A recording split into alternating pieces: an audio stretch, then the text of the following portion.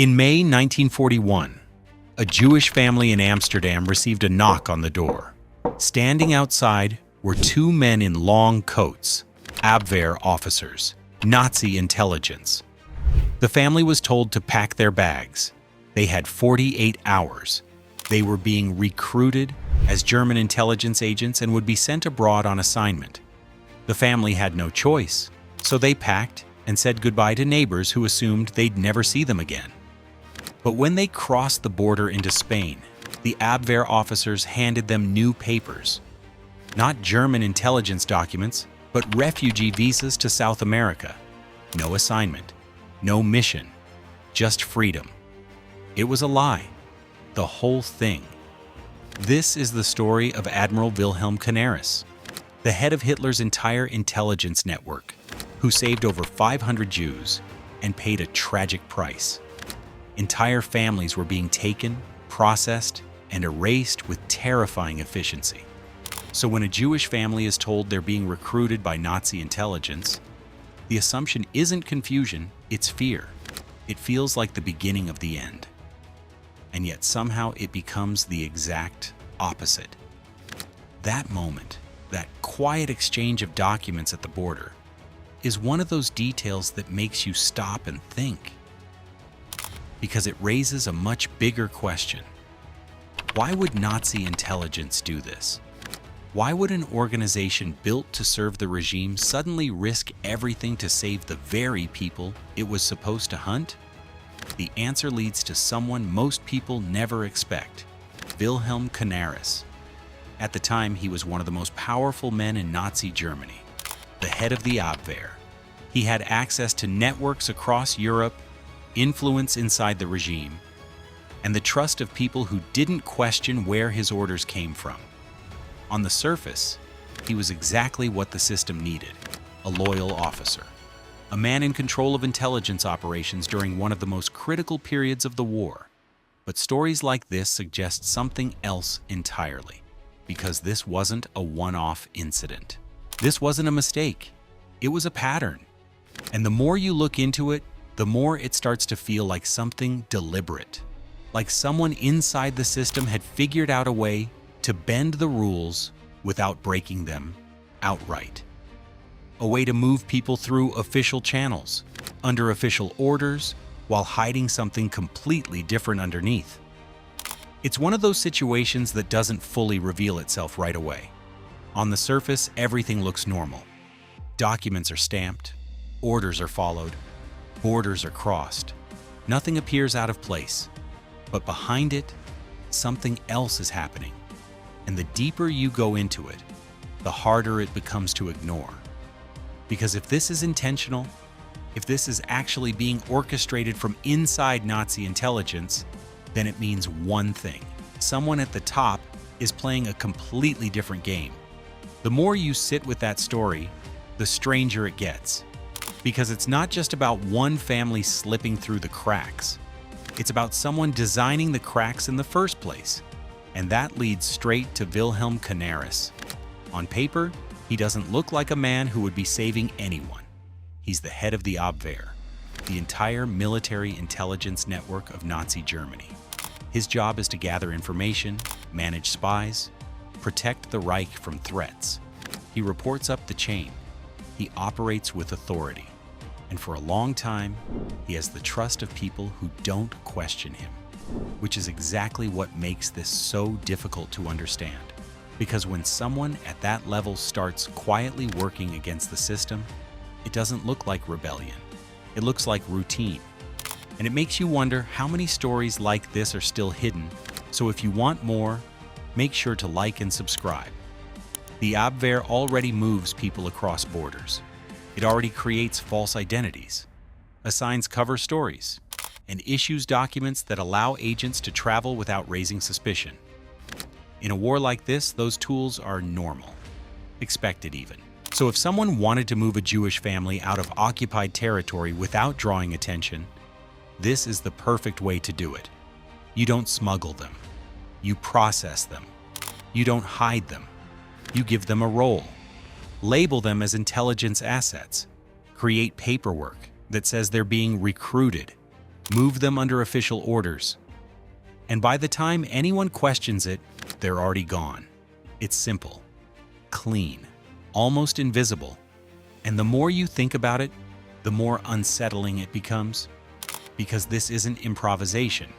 This is structure, which means it's not just happening once.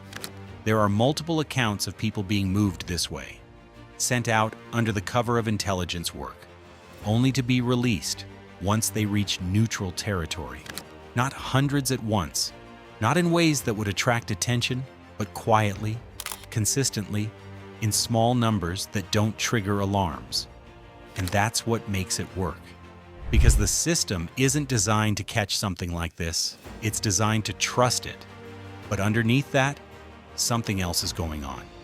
And this is the part that's hard to pin down because it's not loud or obvious. It's subtle, controlled.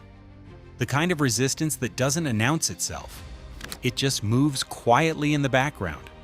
Because the truth is, Canaris isn't just helping people escape. He's using the system to do it. And the longer it goes on, the more dangerous it becomes. Because eventually, in a system built on control and suspicion, patterns get noticed.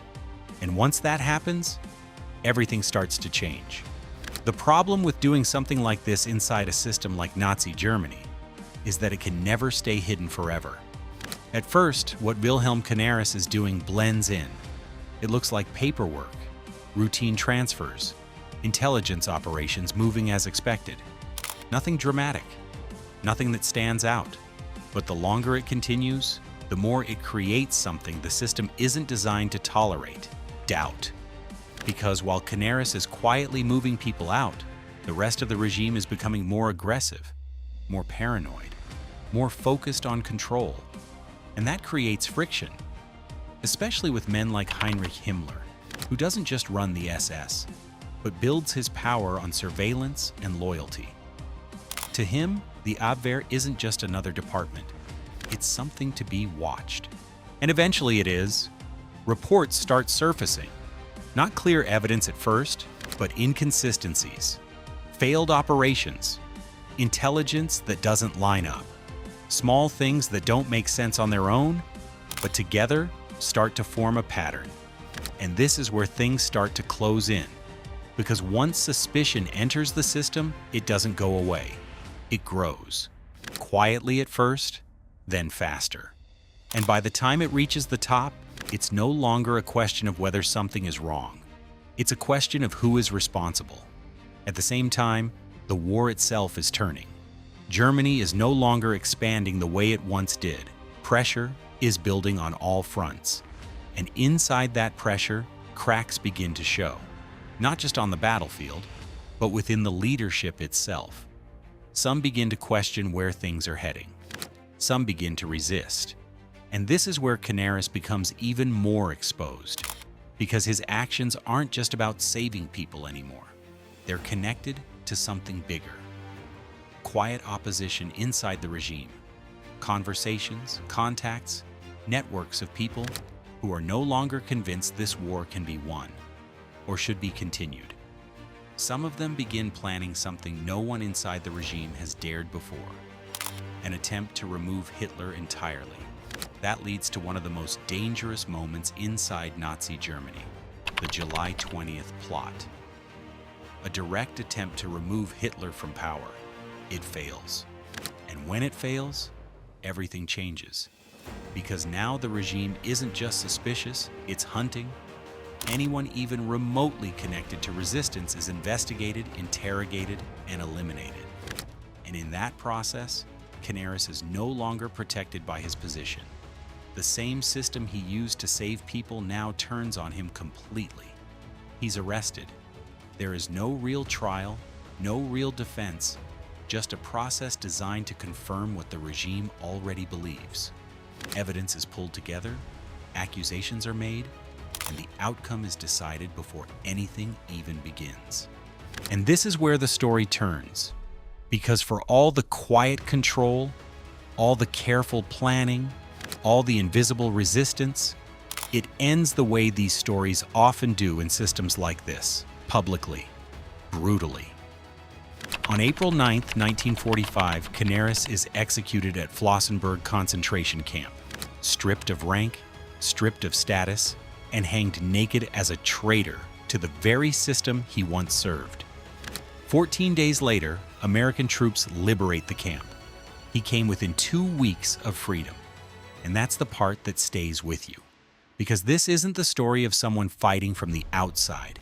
It's the story of someone inside the system, using it, bending it, quietly working against it, knowing exactly what would happen if it ever came to light. He wore the uniform.